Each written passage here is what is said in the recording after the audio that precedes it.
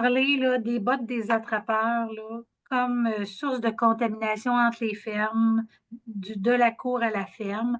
Vous allez voir qu'avec la présentation de Ghislain, il va vous démontrer clairement là, qu'il n'y a pas juste les bottes là, qui peuvent contaminer les fermes.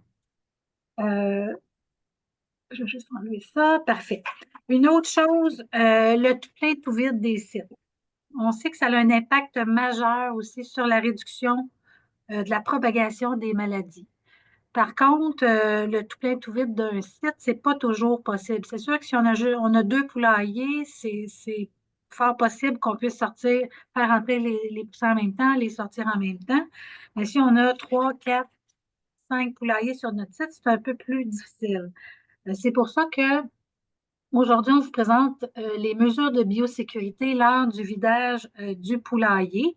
Donc, dans le fond, quand on est en train de vider le poulailler de ses oiseaux, ensuite on enlève le fumier, il faut s'assurer de mettre des mesures de biosécurité en place pour protéger les autres poulaillers qui sont sur le site. J'en dis pas plus. Ghislain, je vais te laisser la parole pour ta présentation sur la biosécurité, on va dire, du poulailler qu'on va mettre en quarantaine. Bon, fait que la deuxième étape, pourquoi quand on parle de ça, entre autres, c'est que depuis des années, il y a des discussions qui sont faites là, par rapport aux équipes de capture de la volaille. Donc, puis souvent, qu'est-ce qui était adressé pour essayer de contenir les risques de contamination par ces équipes-là? C'était la propreté des chaussures. Puis avec les discussions, on a convenu que le risque était à rediscuter, puisque ce risque-là était peut-être pas juste adressé aux chaussures, mais il peut être adressé à autres dans d'autres situations ou à d'autres parties du personnel de l'équipe de capture. Donc, on va discuter de ça, comment on est arrivé à évaluer ce risque-là, puis qu'est-ce on a pris en compte pour ces risques-là, que ce soit par la contamination de la cour ou du ployer. On a éventuellement établi ces risques-là, puis c'est de ça on va en discuter parce que ça reste un enjeu, les équipes, des entrées et la sortie de ces équipes-là sur les sites. Donc, notre objectif dans cette présentation-là, c'est d'établir, d'écrire les risques de contamination par les agents pathogènes, puis la manifestation de la maladie qui sont associées aux activités de capture, mais aussi par le vidage du fumier, qui sont des activités qui sont conséquentes et très approchées là, dans les activités à la ferme. Ensuite, Attends un petit peu, Ghislain. Moi, oui. je vois ta première diapo. Je ne sais pas, vous autres, est-ce que vous voyez? Oui. C'est rentré là? Là, moi, je suis rendu à la troisième. Est-ce que vous voyez? OK, là, je vois objectif. Est-ce que c'est bien ça? C'est ça, la troisième. Oui. Tout le monde voit objectif? OK. Oui? OK. C'est beau. Parfait, là, c'est correct. Donc, ce qu'on disait, c'est que en réalité, on veut décrire les risques de contamination, puis aussi, conséquemment, les manifestations de maladie. Donc, la contamination, c'est une chose, mais est-ce qu'il y a des risques que les oiseaux tombent malades? Donc, il faut qu'il y ait des oiseaux pour ça. Puis, donc, on ne se limitera pas aux activités de capture, on va aussi inclure le vidage du fumier, puisque c'est deux activités qui se passent au même moment.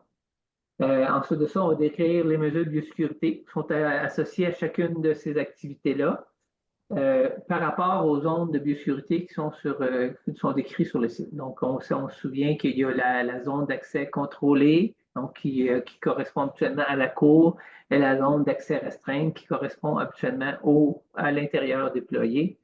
Donc, c'est les mesures qu'on va appliquer dans ces deux zones-là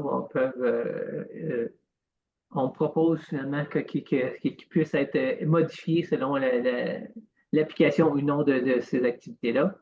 Et ensuite de ça, ben, Nathalie vous a parlé des mesures de sécurité qui peuvent être mises en place pour mieux contrôler justement à ces moments-là les risques de contamination et de manifestation de maladies sur le site. Donc, si on commence avec les activités de capture, hein, donc ce qu'on a fait, c'est on s'est assuré de décrire les activités pour que tout le monde soit à la même page, qu'on se souvienne de où qu'on part. Donc, le personnel de capture des oiseaux, donc, premièrement, ils peuvent venir du centre de service, mais ils peuvent venir de d'autres sites avicoles. Donc, le risque va varier à ce moment-là. Souvent, ben, ils vont porter les mêmes vêtements du départ de leur tournée d'attrapage. Donc, du premier jusqu'au dernier employé qui vont attraper durant leur journée ou leur nuit d'attrapage. Donc, dans leur activité, ils vont capturer des oiseaux avec les mains. Ils passent d'une personne à l'autre, sont souvent agenouillés dans les tiers. Les oiseaux sont posés sur les jambes, sont lavés au bout des bras. Puis souvent, ben, donc on voit à ce moment-là que des contaminations peuvent se faire à partir du sol, mais aussi par la manipulation des oiseaux sur tout le corps. Puis on sait aussi qu'il arrive à l'occasion que les oiseaux, on les sort pour qu'ils soient encagés sur la remorque, mais on peut échapper dans la cour. Donc, on a des risques de contaminer la cour des oiseaux qui étaient à l'intérieur. Donc, dans les heures qui vont suivre, il va y avoir le vidage du fumier qui était dans le poulailler avec un tracteur, de la machinerie. Ces tracteurs-là, ces machineries-là peuvent provenir du site, mais parfois aussi d'ailleurs. Donc, ils comportent aussi un risque d'apporter des agents pathogènes qui viendraient d'un autre site avicole, un autre site où il y aurait des activités non agricoles, mais qui auraient eu une contamination croisée possible d'autres sites avicoles. Donc, on sort le fumier à l'extérieur du poulailler, donc on met en tas ou on le met dans un camion benne ou un camion à bascule qui va se promener dans le cours. Puis ensuite de ça, on va voir que souvent, c'est ce qu'on va faire avec le tracteur, on va rentrer, sortir de la cour au poulailler en aller-retour. Donc, les risques d'apporter ce qu'il y a à l'extérieur vers l'intérieur est très grand à ce moment-là. Donc, si étant donné ces activités-là, si on décrit finalement à quoi le personnel et aussi les équipements qui font ce travail-là, à quoi ils sont exposés. Donc, le personnel expose toutes les parties du corps à la volaille, aux fientes, donc au fumier et à la poussière. Étant donné que les discussions parlaient toujours des chaussures, il faut prendre aussi en compte que les vêtements, les mains, les cheveux, la peau, les narines, les oreilles, donc toutes les parties du corps sont exposées aux agents pathogènes qui sont présents dans chacune de ces parties-là. Les agents pathogènes ne sont pas juste dans le fumier ou les fientes des oiseaux, sont sur les oiseaux, sont dans la poussière, sont aussi dans le sol de la cour. Donc, toutes nos activités liées soit à la culture ou au vidage amènent les risques de contaminer l'intérieur du poulailler, donc la zone d'accès restreint. Puis là, c'est la même chose pour la cour si les personnels ou les équipements proviennent d'un autre site. Puis il faut se souvenir que les agents pathogènes qui sont dans l'élevage et les sites de production vont refléter le statut sanitaire des oiseaux d'élevage, puis des oiseaux d'élevage qui étaient sur un autre site. Donc, à ce moment-là, on convient que ce n'était pas juste les chaussures qui étaient à risque, donc ce qui vient couvrir en réalité le risque qu'on décrivait comme les chaussures comme étant finalement le risque de contamination. Donc, on a convenu à travers les années que le changement des chaussures et le port des couvre-chaussures était un risque, mais n'était pas le seul risque. Donc, puis qu'est-ce qu'on a dans les discussions qui étaient amenées, le fait de changer des chaussures seulement, ça apportait beaucoup d'exigences au niveau des entreprises de capture, entre autres, d'avoir plusieurs chaussures ou couvre-chaussures pour une même tournée de capture. Avoir des véhicules de transport assez grands pour ranger toutes ces chaussures-là, qu'ils soient propres, sales, ou encore s'il y avait des couvre-chaussures qui étaient jetées. Euh, que, Ça demandait des espaces, des équipements pour l'entretien des chaussures puis des véhicules au centre de service qu'il n'y avait pas nécessairement à ce moment-là. Donc, des espaces plus grands pour faire tout ce lavage-là, le séchage des chaussures et des véhicules. Ensuite de ça, pour faire ce changement-là, ça amenait un nombre d'heures supplémentaires et un nombre de personnel possiblement aussi plus grand parce que donc pour faire les attrapages, ça aurait été plus long.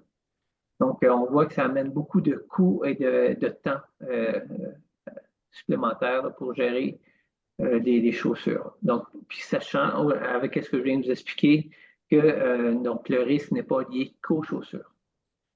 Ça amenait aussi des ressources des besoins de ressources supplémentaires dans les ployers. Donc, pour ces changements-là, ça prenait de l'espace suffisant, puis une propreté suffisante pour qu'il y ait un changement qui soit fait là, qui fasse n'importe quelle météo. Il fallait que ce soit disponible à tous les sites de volailles, puis même mieux dans chacun des bâtiments. Puis être capable de disposer des couvre-chaussures sur le site, ce qui n'était pas nécessairement toujours accepté d'un site à l'autre. Ce qu'on voit ici, c'est que cette mesure-là demandait beaucoup de temps, d'argent, d'implication du personnel, mais qu'on ne couvrait pas le risque, puisqu'on vient de décrire que le risque est associé à une contamination de tout le corps du personnel et même des équipements là, de nettoyage du poulailler. Donc, face à ça, donc, on vient de décrire le fait. Donc, on ne changera pas ça dans le sens que c'est la façon dont on capture des oiseaux, c'est la façon dont on vide les poulaillers. Maintenant, si on se regardait ce qu'on a établi comme mesure de biosécurité, puis on pourrait voir si on peut voir ça autrement et appliquer d'autres mesures qui pourraient nous aider à se prévenir de la contamination et de la manifestation des maladies. Donc, présentement, hein, c'est convenu. Donc, ici, on a 4 poulaillers. Puis là, on a différentes situations. Donc, un employé en cours d'élevage, un employé technique en capture partielle, de l'autre poulailler qui est en capture complète. Donc, il reste très peu d'oiseaux dans le poulailler. Puis finalement, on a un dernier, on a ce poulailler-là qui est en train de sortir le fumier. Donc, on peut voir ça aussi comme le même poulailler à différentes étapes de son cheminement. Donc, présentement, qu'est-ce qu'on convient? C'est que le poulailler, qui était cet espace-là grillagé, et la zone d'accès restreinte, et autour, on a la zone d'accès contrôlé. Donc, on va gérer ces zones-là différemment avec des mesures de sécurité qui lui sont attribuées pour s'assurer que les microbes ne passeront pas de la cour à l'intérieur du poulailler. Puis on garde ces mêmes mesures-là, que ce soit en cours d'élevage, en capture partielle, en capture complète, ou même lorsqu'on sort le fumier. Ce qui fait que bien qu'on a des équipes de 10 personnes ou des tracteurs avec des équipements qui vont rentrer, sortir, on garde les mêmes exigences de biosécurité. Lorsqu'on a des oiseaux en cours d'élevage, on exige que toutes les portes soient fermées et que les gens se changent, qu'on lave les équipements avant de rentrer dans un poulailler. Donc, c'est très exigeant. Donc, lorsqu'on vide un poulailler, c'est le genre de choses qui ne serait pas possible de maintenir. Alors, le maintien de la zone d'accès restreinte dans le poulailler lors du vide demande d'appliquer des mesures de biosécurité qui sont habituellement attribuées. Puis on convient à ce moment-là que le risque est le même dans le poulailler qu'il y ait des oiseaux ou pas d'oiseaux. Donc, que les oiseaux soient absents ou présents, on maintient le même risque et les mêmes mesures. Quand on sait que finalement le risque de contamination potentielle du poulailler est quand même possible, mais étant donné qu'il n'y a pas d'oiseaux, il n'y aura pas de manifestation de maladie. Donc, le pathogène peut être présent. Par contre, il ne se multipliera pas. Puis, il n'y aura pas de maladie qui va se protéger, qui va se manifester. Par contre, la présence de ce pathogène-là, de cet agent pathogène-là, peut être un risque pour d'autres oiseaux qui seraient sur le site. Donc, par rapport à ça, qu'est-ce qu'on propose? C'est que finalement, à l'intérieur du poulailler, si, si la zone d'accès restreint qu'on maintient habituellement deviendrait la zone d'accès contrôlée, à partir du moment où les équipes de capture arriveraient, ben là, on appliquerait les mesures de biosécurité de la cour à l'intérieur du poulailler vidé, sauf pour les captures partielles, où là, à ce moment-là, on s'obligerait d'appliquer continuer d'appliquer les mesures comme si c'était un poulailler qui n'aura pas de vidage. Donc, en ce moment, qu'est-ce que ça veut dire? C'est que les équipes qui viennent, on leur demande qu'ils se comportent comme un visiteur, donc qu'ils s'habillent comme un visiteur et qu'ils fassent tous les efforts nécessaires à ce qui est de prévenir l'introduction de pathogènes provenant de l'extérieur. Par contre, lorsqu'on vide au complet, bien là, le poulailler, on ouvre le poulailler, donc puis l'intérieur du poulailler devient la cour, sachant que les oiseaux qui tombent au sol, le personnel qui rentre, qui sort dans la remorque, donc sont des grands potentiels de contamination de l'intérieur du poulailler. Donc, par contre, ce qu'on sait, une fois que le poulailler a été vide, c'est que là, on peut appliquer des mesures qui vont nous permettre de retrouver notre statut de zone restreinte, où ce qu'on va faire l'élevage des oiseaux. Ces mesures-là, ben, c'est les mesures qui sont déjà dans les programmes. Donc, que ce soit le nettoyage, le lavage, la désinfection, les vides sanitaires. Donc, puis encore là, ces mesures-là sont appliquées selon les risques qu'on mesure à différents moments de la vie du poulailler, puisque ce qu'on a vécu comme maladie ou comme problème dans l'élevage ou pas. Ghislain, Oui. tu peux juste retourner à ta diapo?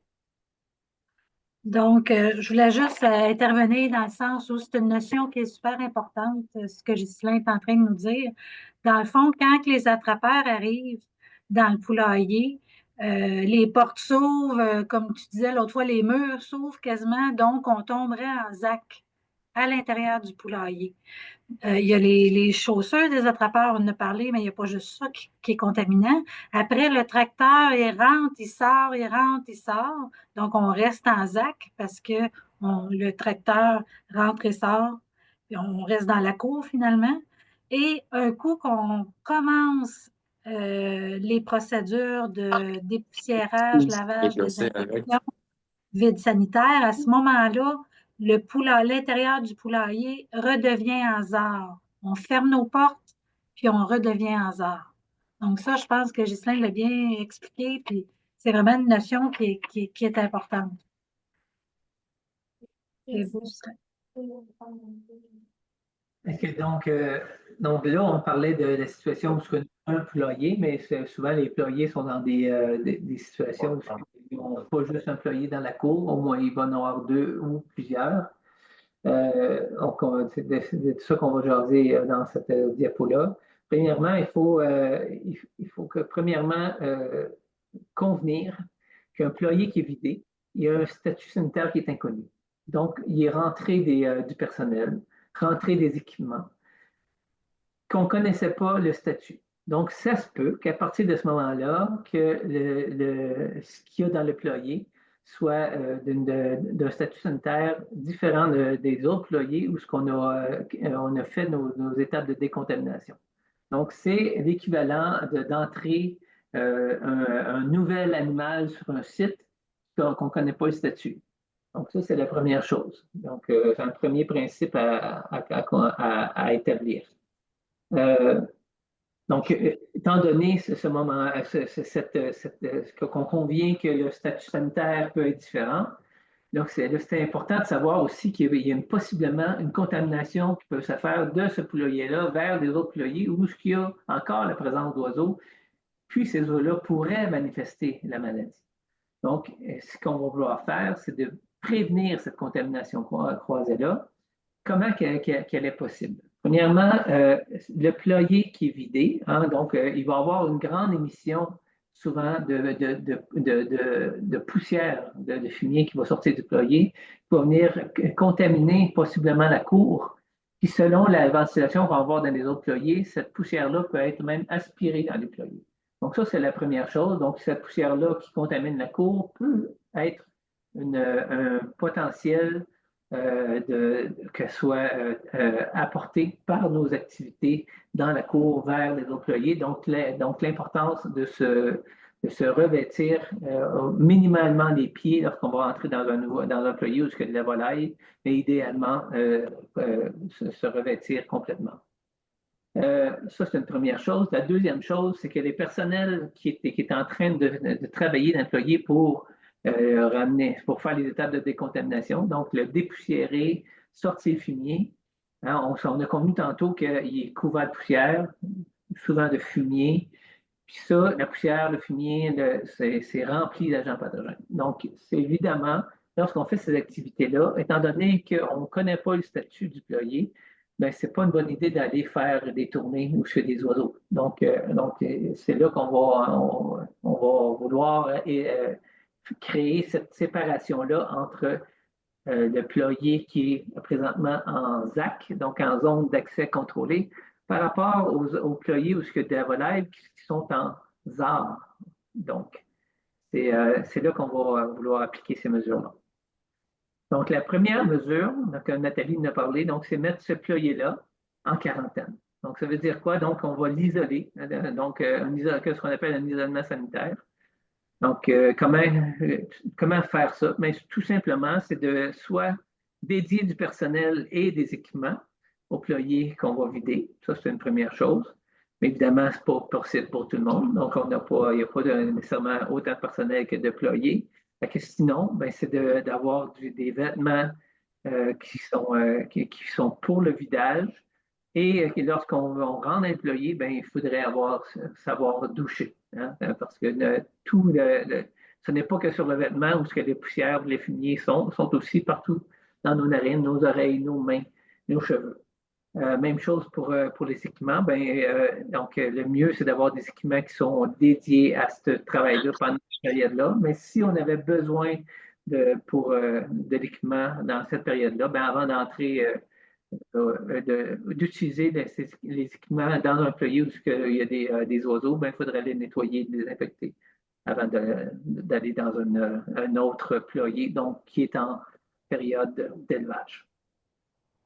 Ça, c'est la première étape, donc protéger la quarantaine pour protéger les poulaillers où il y a des oiseaux présents. Ensuite de ça, dans les mesures de décontamination du poulailler, donc, on les a nommés tantôt, donc ça peut avoir juste un nettoyage à sec, mais on peut rajouter le lavage, la désinfection, le séchage et le chauffage, et le vide sanitaire qui est très important d'une fois à l'autre, qui aide beaucoup là, à la diminution du nombre d'agents pathogènes. Donc, cette mesure-là, plus rapidement qu'elle est faite, plus rapidement on va retourner à la zone d'accès restreinte dans le poulailler vidé, puis on va retrouver un statut qui est finalement adapté à l'élevage des oiseaux on va rétablir le même statut qu'il y a sur la ferme finalement. C'est là qu'on va déterminer la fin de la quarantaine lorsqu'on va finir toutes ces étapes-là. Puis là, le statut de ZAR à l'intérieur du poulailler, il est regagné. Donc ça, c'est la première étape. L'autre étape qu'on peut faire, pour essayer de prévenir les contaminations croisées, c'est lorsqu'on n'a plus d'un poulailler sur le site, c'est de voir si c'est possible d'avoir un site qui est en tout plein, tout vide. Donc ça veut dire quoi? Ça veut dire que le site est vidé de tous ces oiseaux en une seule fois. Donc, à ce moment-là, sur le site, en ne restant plus aucun oiseau, on va rentrer des nouveaux oiseaux, donc des poussins, ou ça pourrait être, ben, dans votre cas, c'est toujours des poussins. Finalement,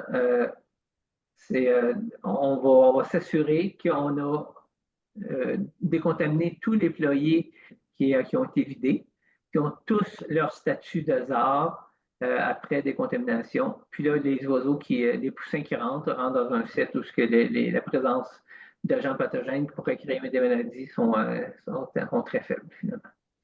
Que ce genre de mesure-là, habituellement, c'est une mesure qui est très efficace. D'ailleurs, qu'est-ce qui prouve, c'est que depuis des années, les poulaillers au Québec, la majorité des poulaillers sont en tout plein, tout vide. Puis on sait que ça, c'est une des mesures de biosécurité les plus efficaces qui peut exister. Quand on compare à des fermes d'autres types de production qui sont en rotation, il y a plus de chances qu'il y ait plus de risques de maladies. Oui, donc les sites en tout plein, tout vide, vraiment tout le site. On sait qu'on a plusieurs éleveurs qui ont 2 poulaillers, qui sortent les 2 poulaillers en même temps, rentrent les poussins en même temps. Donc, tout est géré en même temps. Puis, comme disait Ghislain, ça a un impact majeur sur la santé des oiseaux sur ce site-là. Il y en a qui ont 3, 4, 5 poulaillers. Ce qu'ils font, ils peuvent en sortir 2 en même temps. Et sur 4, ça peut être possible aussi. Donc, ça, c'est des mesures vraiment qui ont un impact. Sinon, il y a la notion que Ghislain vous parlait de poulailler en quarantaine, où on va appliquer des mesures de biosécurité avant d'aller dans les autres poulaillers sur le site. Puis quand on parle de poulailler en quarantaine, c'est vraiment quand ils sont dans leur procédure de charge vide sanitaire, à la quarantaine. On les prépare là, pour qu'ils deviennent propres pour les poussins qui s'en viennent. Donc, on les met en quarantaine et on protège nos autres poulaillers autour. Fait que c'est des notions super, super intéressantes aujourd'hui. C'est beau. Donc, ça, c'était pour les poulaillers qui ont été vidés complètement, donc des captures complètes. Mais par contre, il y a encore des types de production qui demandent des captures partielles chez la volaille. Donc, évidemment, c'est une pratique qui est plus à risque. Hein. Donc, quand on va entrer une équipe qui va venir sortir les oiseaux, on est en contact avec l'extérieur, avec des remorques. Donc, évidemment, c'est plus à risque, étant donné qu'il va rester des oiseaux dans le poulailler, puis ces oiseaux-là ont encore le temps de manifester et de multiplier les agents pathogènes et de manifester éventuellement la maladie. Donc, pour ça, qu'est-ce qui se fait présentement? C'est que donc, il y a une utilisation qui est réduite des captures partielles. Donc, évidemment, c'est encouragé de ne pas forcer à aller vers ça parce que ça augmente beaucoup le risque de manifester une maladie. Puis donc, plus qu'il y a des gens de la production qui feraient des captures partielles, et plus que l'ensemble du cheptel est à risque. Présentement, qu'est-ce qui est fait? Donc, habituellement, c'est le premier site qui est visité par les équipes. Habituellement, les équipes à ce moment-là vont avoir des véhicules qui ont été nettoyés, donc ce qu'on dit visiblement propres. Puis, ils vont arriver avec des vêtements, des chaussures qui sont propres, donc ils n'arriveront pas avec des vêtements de la veille. Donc, ça vient minimiser les risques de contamination là, à ce moment-là dans les captures partielles.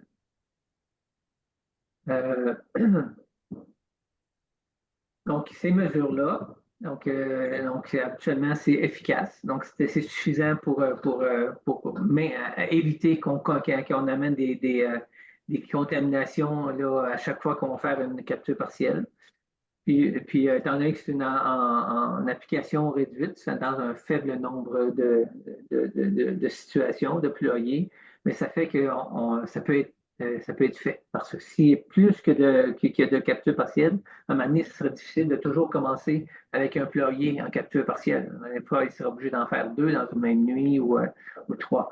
Donc, évidemment, c'est pour ça que finalement, de ne pas promulguer cette façon de le faire là, lorsqu'il n'est pas nécessaire, ben, c'est une bonne pratique.